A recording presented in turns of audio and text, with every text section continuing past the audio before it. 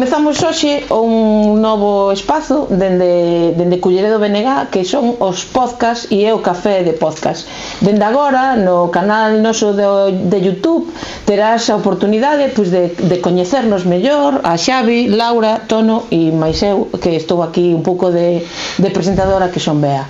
E hoxe vamos falar un pouco pois, do Nadal, da nosa nenez no Nadal, das ceas de Nadal copiosas, do que mercamos, do que non mercamos, de como cada quen celebra o Nadal con amigos, sin amigos, botando en falta xente. E entón, bueno, pois a partir de aquí comeza o noso podcast e aquí estamos con Laura, con Tono e con Xavier. Quen comeza cortando este embrollo deste podcast e comeza falando? Como que irades, respecto da miña nenez eu recordo todo moi diferente. De entrada non existía Papá Noel e entón os reixes focalizaban toda a atención do cativo. Recordo con especial intensidade pois, todo o proceso de irse achegando da conta atrás hasta os reixes, e ese día especial que nos deixaban xogar despois dos reixes con todos os agasallos antes de retomar as aulas, e que, bueno, aquilo era a tolería. Salíamos incluso a mostrar todos os agasallos aos nosos colegas do barrio. Xuntábase unha marabunta de cativos ali que era criminal. Eu tamén lembro así de sair pola mañá a ver que che había traído os reyes ese día. Tampouco tiñamos Papá Noel, lembro máis tarde que sí que se empezou a introducir. Pero para min a peza fundamental no Nadal era o meu avó. Era o nexo de unión entre toda a familia, e cando el falleceu foi como mermando o Nadal, as xuntanzas na aldea, é que era o espírito. Entón pasabas, onde pasabas o Nadal na nenez? En Xanceda? No, eu pasaba en Vitre, que ali en Frades. En Vitre. E ti, sí. Xavi? Eu son coruñento, entón pasaba case todos os nadais en Coruña. Sí que é certo que algúns teño pasado en Sobrado dos Monxes, pero principalmente nos barros, nos mallos, que era de onde eu son. E ti, Tono, que nos contas? Pois eu malpica os invernos deste tempo. Duros, non? Nadal desde ese punto de vista empezaba aí un mes ou máis, porque o vento ali entraba por un lado e salía polo outro, viña polo lado da illa e iba hasta o castelo. Ese tempo de noite fecha, de inverno, agora de repente volvemos a acordar de como son os invernos, como eran os invernos de antes, que os últimos anos non houve invernos moi duros, agora estamos tendo un así máis bravo, e a min recordábame sempre que se decía neses anos que houve invernos máis liseiros, recordábame, decía eu, Dios, pois malpica os invernos eran moi bravos e moi largos, non? De non poder baixar a rúa case. Santo Nordés, non? Santo Nordés, sí, daban de non ir ao mar os barcos unha semana ou 15 días. Entonces eso é así un pouco, canto máis achegaba o Nadal, que máis cortos son os días, pois máis esa sensación. E iso tamén presidía así un pouco os santares, as maneiras de santar e tal. Por exemplo, eu que chamaba a atención cando se decía que o bacallao con coliflor ou que era propio do Nadal, eu decía, ali o bacallao era propio do tempo que non se iba ao mar, porque non había peixe fresco. Entonces o que había era peixe salado. Entonces o bacallao era en calquera momento, desde o mes de outubro hasta febreiro, pois comíase bacallao con coliflor, con senos, o que fora, sí. Claro, o que pasa que supoño que o tema do bacallao nos portos de mar, o sea, eu recordo pois as ceas co bacallao era como algo que era fundamental e que era a estrela nese momento, non? Eu ainda hoxe falaba un pouco do tema dos reixes, volvendo de Xavi, porque eu decía, a primeira frustración que tuve de pequena foi que me regalaron os reixes 2 bandurrias. E entón estaba frustrada, decía, como se puderon equivocar os reyes? O sea, os reyes majos se truxeronme 2 bandurrias e eu quería unha guitarra. Era para tocar a 2 mans. Tiñas que tocar a 2 mans, sí. Foi a primeira vez. E o do bacallao sí que recordo que era como algo, claro, que pasa que supoño que será moi diferente o tema dun porto de mar, que non sei se podemos ver aí un pouco a diferencia de estar nun pobo que ten mar a lugares máis rurais onde non tes eso, e o mellor onde o peixe pois é a estrela nese momento no Nadal. Non sei, claro, vos comeríades peixe sempre, ou casi sempre, non? Nos comíamos troitas. Tampouco é así. Na miña casa éramos familia numerosa, na miña casa miña nai apañábase moi ben para facer comida variada. Eu agora canto escoito todo eso das dietas variadas e tal, río moito porque miña nai sempre se ingeniou moito para facer dietas variadas. Pero si se comía peixe con máis frecuencia, claro. Certo. Peixe que non marisco, moitas veces a xente por aí dame dito, joder, malpica comer marisco e tal. Cando toca con marisco de todos modos sí que é certo que o que lembro dunha maneira constante ao longo de toda a miña vida son enchentas, é comer por comer e acabar comendo, e un pouco como Homer Simpson, non? E de beber albóndigas que é unha cosa absolutamente brutal. Logo necesitas un período interesante de desintoxicación porque o sangue quedache que se pode cortar con coitelo. Nos que tomábamos o bacallau tamén deixamos de tomalo porque nun ano miña avoa quedoulle unha espiña aquí espetada e foi para o hospital esa noite. Bueno, despois en Nadal foi para o hospital para que lle sacaran e tal, e desde ese día acabou o bacallau no Nadal. E gato escaldado. Nunca máis houve, tío, non sei que lle non ese rollo. Bueno, pois aquí temos xente que fai de cociñar moitas veces. Hai un dito que temos que probar un marmitaco de tono. Seguramente que en Nadal non o probemos, pero eu creo que hoxe en primicia nos dixas como se fai o marmitaco.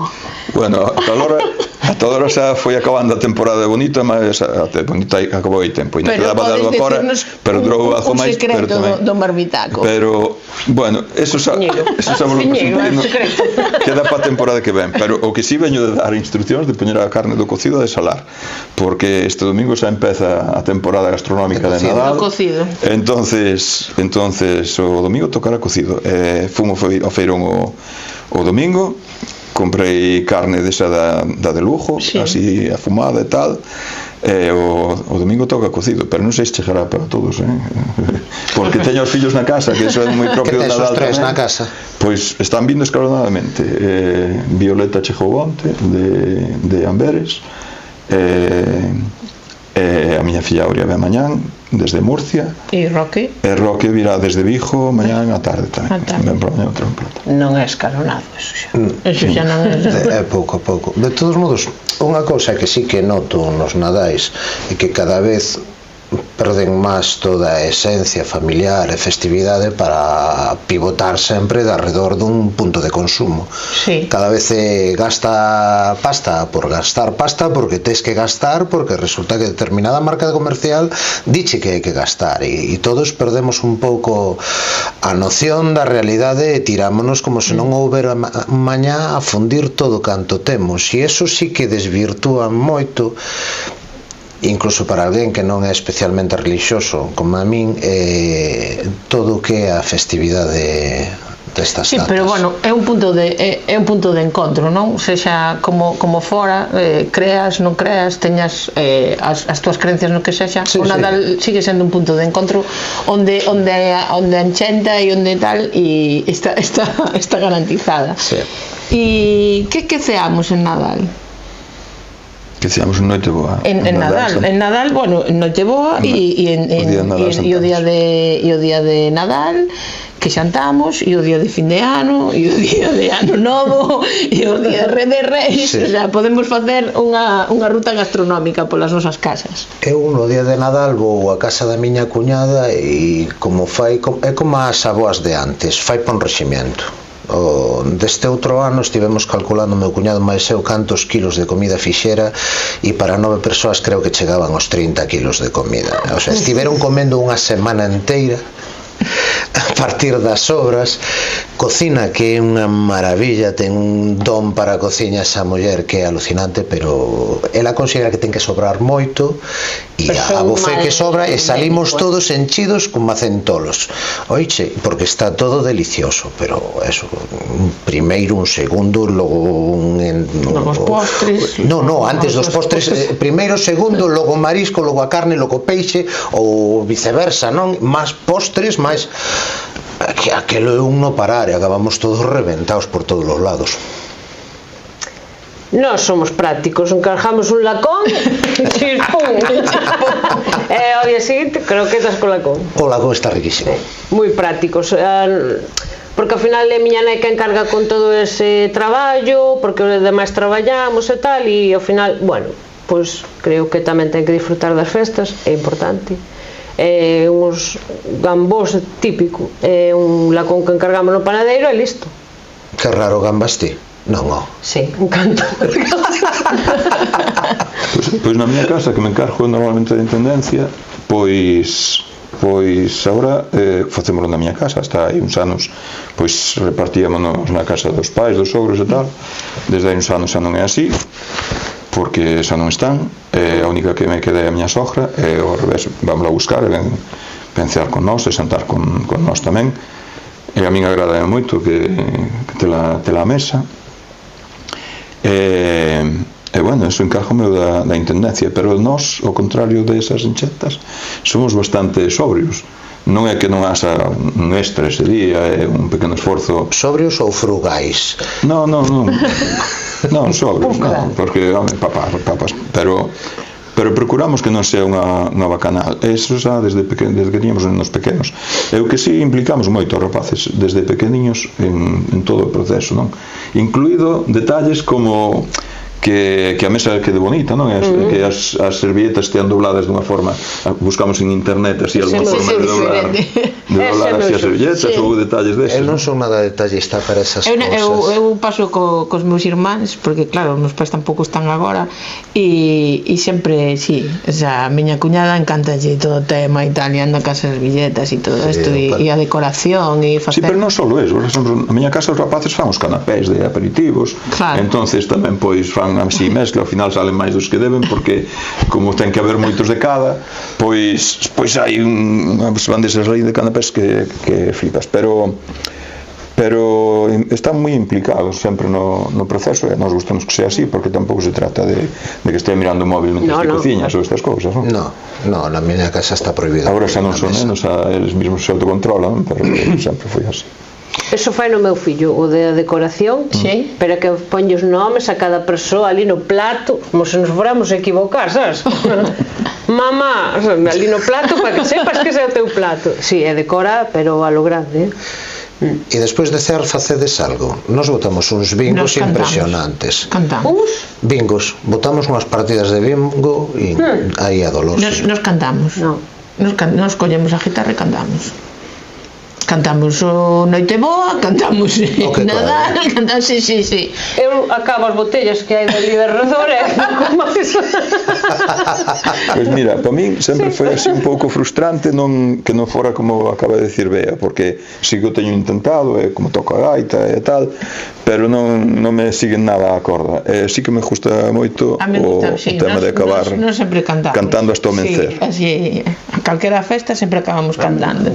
Sempre acabamos cantando. Eche unha cousa, eu non sei, porque a min eu que a veces canto, sí, de sempre. O sea, que eu canto tal, a mí non me gusta acabar cantando, pero os meus irmáns como lle poñes, e ademais é que convirtense, pois un karaoke, pois un micro e empezan, veña, pim pam, e encántalles, o sea, e estamos hasta as tantas cantando. Nos cantar non, sí que é certo que algunha vez meu cuñado toca tamén a guitarra, o que facemos, meu cuñado máis eu vamos a unha especie de bodega que ten ali e sí que vamos tocar xuntos un tempo, pero que tradición familiar de cantar non temos, que tamén é unha pena, porque nese sentido molaríame igual que Tono facer o que facedes vos. Para min eso é brutal. Eu penso que eso fai se xa o mamache, se xa toda a túa vida, sabe? Eu coñezo familias que xa os seus pais cantaban, pero como non se xa así, é un pouco complicado metelo.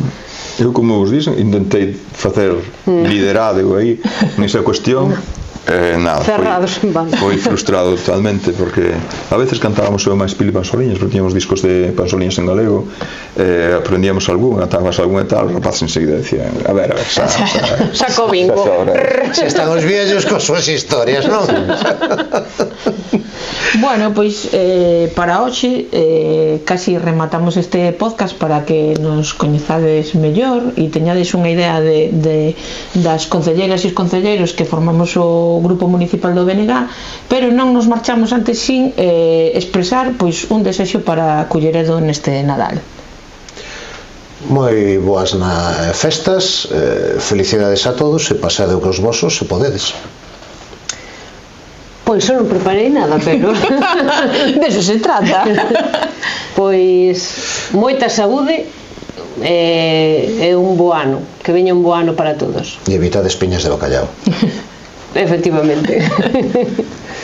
Pois eu tamén darlle o bo Nadal a todo o mundo e así tamén facer o desexo para o ano novo de que traia sentidiño ao mundo, que parece que o mundo está un pouco parece que é un clásico decir isto no Nadal, pero este ano desde logo non nos faltan tampouco motivos para decirlo, non? De que veña un pouco o sentidiño ao mundo, de que haxa un pouco de paz en donde non hai, que en moitos sitios cada vez máis, que non deixe da vela en donde parece que hasta ahora non había problemas e parece que vai pasar a velos, todas estas cousas. E nada, eu moita saúde, que disfrutemos todas e todas do Nadal, veciñas e veciños de Culleredo, e que seguimos aquí e que, bueno, pois dentro de 2 ou 3 días teredes este podcast nas redes e que seguiremos pois facendo o podcast e o café de podcast. Hasta a próxima. Bueno.